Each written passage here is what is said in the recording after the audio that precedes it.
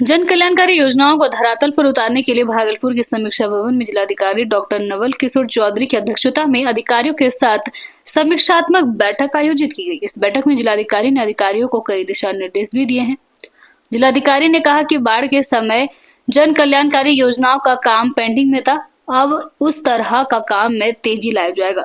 साथ ही जिलाधिकारी ने यह भी कहा कि जन कल्याणकारी योजना को लेकर आज अधिकारियों को टास्क भी दिया गया कि किस तरह से योजनाओं को जल्द से जल्द धरातल पर लाना है। आप देख रहे हैं कि अभी बाढ़ अवधि के बाद अभी हमारा फ्री पीरियड है, जिसमें कि कार्य को काफ़ी तेज़ गति से कराया जाना है। तो इसी क्रम में सभी योजनाओं की समीक्षा हम लोग कर रहे थे और उन योजनाओं को ज़मीन पे कैसे हम बेहतर तरीके से उतार सकें एवं अपने एक एक पदाधिकारी को हम कैसे टास्क दें ताकि उनसे बेहतर काम करा सकें और जन कल्याण की योजनाओं को ज़मीन पे बेहतर तरीके से लागू कर सकें। इसी से संबंध में समीक्षात्मक बैठक थी। नमस्कार, आप देख रहे हैं शहर का सबसे लोकप्रिय चैनल हिंद बिहार। साल के आखिरी 14 दिसंबर को आयोजित होने वाले राष्ट्रीय लोक अदालत को लेकर डालसा की ओर से लगातार जागरूकता अभियान चलाया जा रहा है। इसको लेकर जिला विधिक सेवा प्राधिकार के अध्यक्ष राजेश नारायण सेवक पांडे ने हरी झंडी दिखाकर जागरूकता रैली को कोर्ट परिसर से रवाना किया।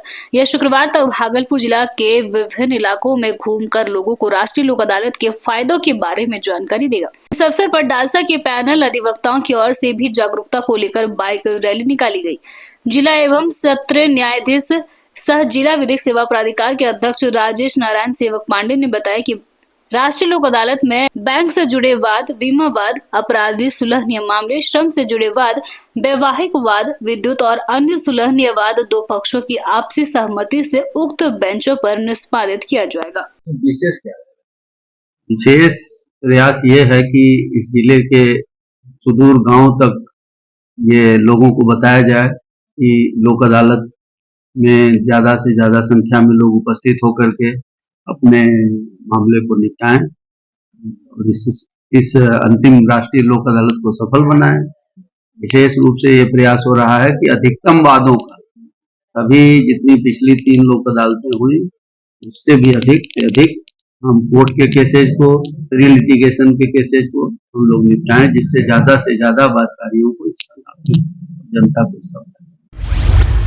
टीएमबी प्रशासन द्वारा निर्देश जारी कर सभी महाविद्यालयों तथा स्नातकोत्तर विभागों में एक राष्ट्र एक चुनाव पर परिचर्चा आयोजित कराए जाने का विरोध में छात्र राजद ने विश्वविद्यालय अध्यक्ष लालू यादव के नेतृत्व में विश्वविद्यालय प्रशासनिक भवन के सामने टीएमबी कुलपति प्रोफेसर जवाहरलाल का पुतला दहन किया।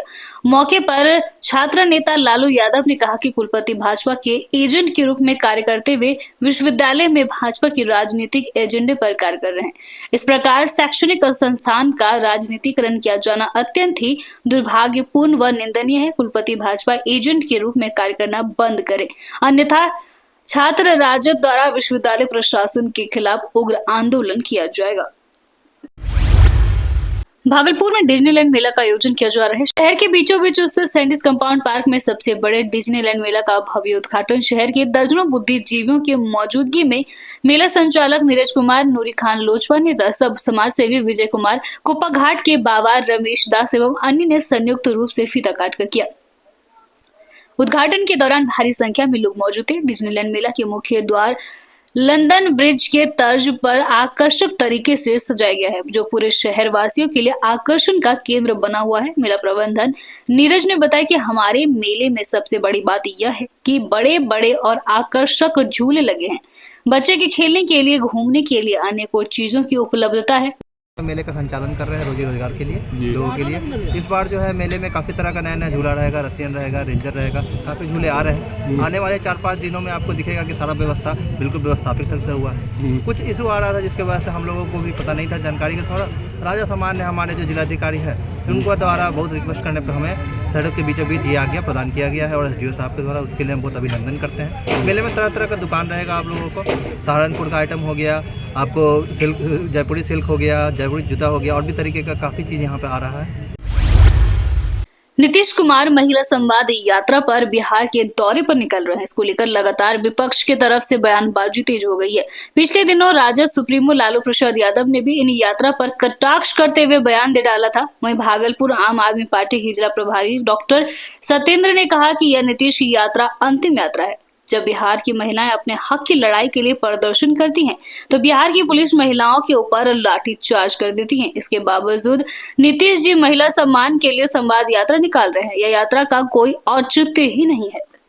संवाद यात्रा नीतीश जी की चुनावी रणनीति का एक हिस्सा है, वो इसी कड़ी में देखा जा सकता है। और नीतीश जी को इसकी जरूरत अभी नहीं है, क्योंकि महिलाओं की सुरक्षा, महिलाओं के स्वास्थ्य की चिंता करनी चाहिए, ना कि अपनी चुनाव की तैयारी करनी चाहिए। ये एक चुनावी लॉलीपॉप है और चुनावी तैयारी का एक रास्ता है। इसको अंतिम यात्रा ही नीतीश कुमार की समझनी चाहिए।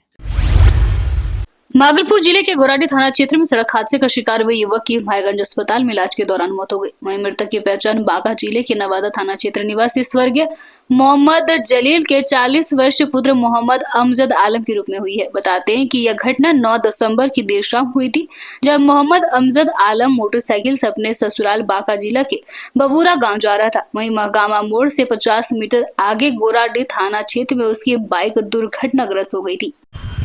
अपनी बाइक से ससुराल जा रहे थे बबूरा गाँव, और इसी में महगामा मोड़ से 50 मीटर आगे मैंने आगे तरफ ये दुर्घटना मैंने वो एक्सीडेंट कर गए।